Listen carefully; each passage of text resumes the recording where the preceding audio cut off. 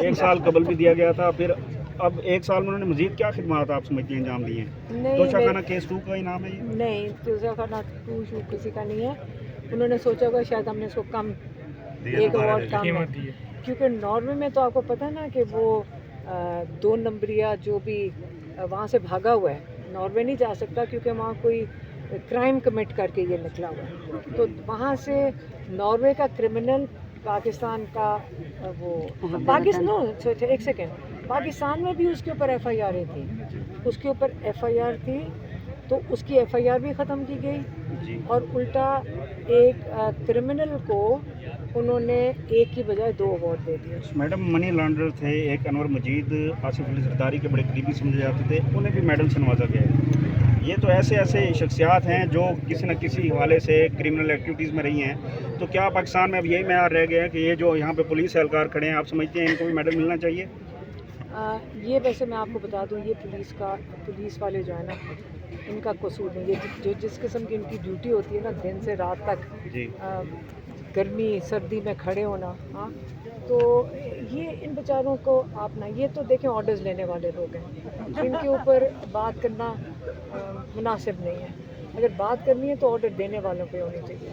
तो ऑर्डर देने वालों को मेडल मिलने चाहिए। और देखें, असल में जो अब लोग बैठे हुए ना ऊपर, वो पाकिस्तान से बड़े गुस्से में हैं, क्योंकि वोट किसी ने उनको दिया नहीं है। जी। तो गुस्सा नहीं है लोगों के ऊपर उनका कि उन्होंने हमें वोट भी नहीं दिया, तो वो यहाँ पाकिस्तान में कहाँ इंटरेस्टेड है, उनका तो सबकी जायदादें बाहर हैं। तो पाकिस्तान में तो वो ये मजाक उड़ा रहे हैं आपका, ये जो अवार्ड्स है ना, ये पाकिस्तान का मजाक उड़ा रहे हैं। अच्छा मैम, एक साहब ने जो पेशकश की, उन्हें अभी तक अवार्ड नहीं मिला, मेडल नहीं मिला। आप समझते हैं कि आने वाले वक्त में उनको भी मेडल मिलेगा? उन्होंने एक पेशकश भी की है और मुतालबा भी किया है, इंटरव्यू में उन्होंने इंकशाफ किया है अपने कॉलम में कि इमरान खान साहब के लिए उन्होंने जो एक पेशकश दी है कि माफ़ी का मुतालबा।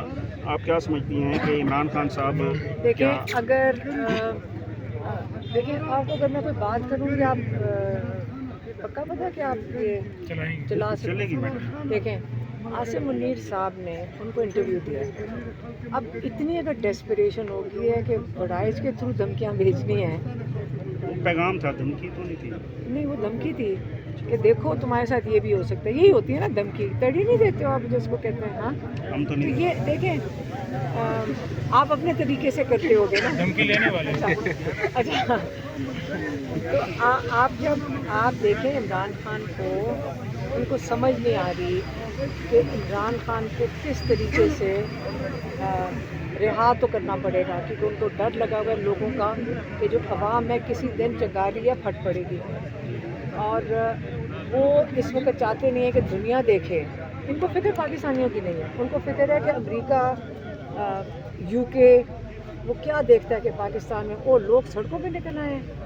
उससे वो खौफजदा हैं कि वो तस्वीर नहीं वो आने देना चाहते, क्योंकि जब अगर वो तस्वीर आ गई तो मादनियात जो आपकी रुपए वाली 4 आने की बिक रही है ना, तो 2 आने पे आ जाएंगी।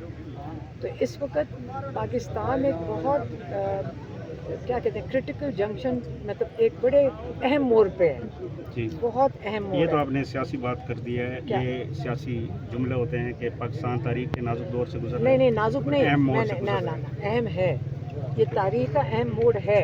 मुझे सियासत करने की ज़रूरत नहीं, आप तारीख पढ़ेंगे तो आपको पता चलेगा। तारीख का तालिब इल्म होना बड़ा ज़रूरी होता है, तो तारीख में आपको पता चलेगा अहम मोड़ आते हैं। और ये पाकिस्तान का अहम मोड़ है कि पाकिस्तान को हमने जोड़ के रखना है या पाकिस्तान को तोड़ना है। आप सिर्फ मैं नहीं कह रही हूँ, यहाँ तजियाकार को कहने की ज़रूरत नहीं, हर पाकिस्तानी महसूस कर रहा है कि मेरा मुल्क की कहते हैं सलामती ख़तरे में है। आपको नहीं महसूस होता? हमें महसूस क्यों हो रहा है कि हम ला इलाहा इल्लल्लाह के नाम के ऊपर इकट्ठे बैठे हैं और हमें जोड़ के रखा हुआ है एक कलमे ने, लेकिन हमें ये रीजनल डिविजन्स के ऊपर लाया जा रहा है। तो ये हमें डर नहीं लग रहा अपने मुल्क के लिए, अपने लिए नहीं लग रहा, लेकिन हमारा दिल है कि हम इकट्ठे रहें, हमने इस मुल्क को जोड़ के रखना है। तो अहम मोड़ नहीं है। अगर जब आप कमज़ोर होते हैं तो बाहर के मुल्क नहीं आएंगे आपको मज़ीद तोड़ने के लिए। तो इसलिए जब इकोनॉमिकली इमरान खान कह के भेजते हैं कि जिस दिन आपकी इकोनॉमिकली आप कमज़ोर हो गए, आपकी इन्वेस्टमेंट नहीं आएगी, इकोनॉमी ग्रो ही नहीं, बढ़ ही नहीं सकती है। ये कर्ज़ों के ऊपर तो मुल्क नहीं चढ़ते, कर्ज़ों में तो आप घुटनों पे चले जाते हो। جب آپ کی ترقی ہوتی ہے، جب آپ کے اندر لوگ انویسٹمنٹ کرنے آتے ہیں. عمران خان کا میں ایک چیز میں ویسے مجھے بھی آج یاد آ رہا تھا، بہت جب عمران خان کی حکومت آئی بڑے باہر سے باہر کی کمپنیاں آ رہی تھیں کہ آئل ایکسپلوریشن کے لیے. عمران خان نے اپنے پاکستانی آئل والوں کو بلوایا، نہیں پہلا میں ان کو کہوں گا اپنے پاکستانی جو باہر آئل کا جن کا ہے کمپنیاں ہیں وہ آ کے اس کو ایکسپلور کریں.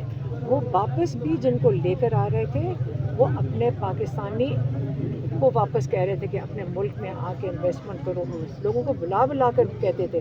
اور آپ کو میں بتا دوں 2 بلین تو صرف 15 لوگوں نے کمٹ کیا ہوا تھا انویسٹ کرنے کے لیے، اور پاکستانی بہت کامیاب ہیں ملک کے باہر.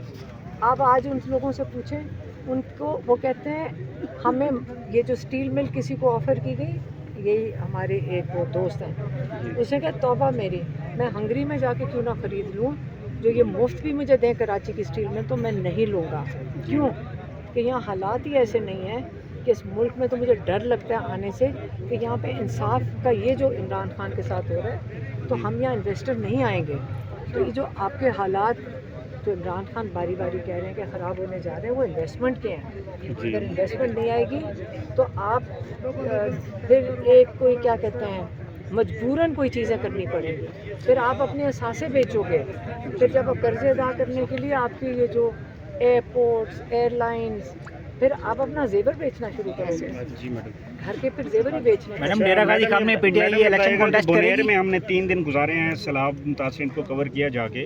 وہاں پہ ہم نے دیکھا ہے میڈم صوبائی حکومت کا کوئی کیمپ نہیں نظر آیا، پاکستان آرمی کے دستے میڈیا پہ بھی نظر آ رہا ہے. ہم نے وہاں پہ جا کے دیکھا کہ آرمی وہاں پہ کام کر رہی ہے، لیکن جو پی ٹی آئی کی وہاں گورنمنٹ ہے وہاں جو میڈم جو حلقہ ہے ایم پی ریاض خان ہے تو وہ بھی وہاں اپنے متاثرین کے پاس نہیں پہنچے. ایک دن جب وہ پہنچے ہیں علی امین گنڈا پور صاحب ان کے ساتھ وہ موجود تھے، اس کے بعد انہوں نے اپنے متاثرین کو اکیلا چھوڑ دیا. اچھا میں آپ اور منسٹر گور صاحب بھی ایک وزٹ انہوں نے کیا، ان کا حلقہ بنتا ہے. اس پر پی ٹی آئی کو آپ کیا ہدایت دیں گے جو آپ کے وزیر اعلیٰ میں ہیں؟ آپ کو ایک چیز سمجھاتی ہوں. ہیں میرے پاس ہم نے جی یہ سر پرسوں کی بات ہے، میں ادھر ہی تھا. ایک سیکنڈ ایک دن یہ مجھے گئے ہیں. بات کرنے دو نا.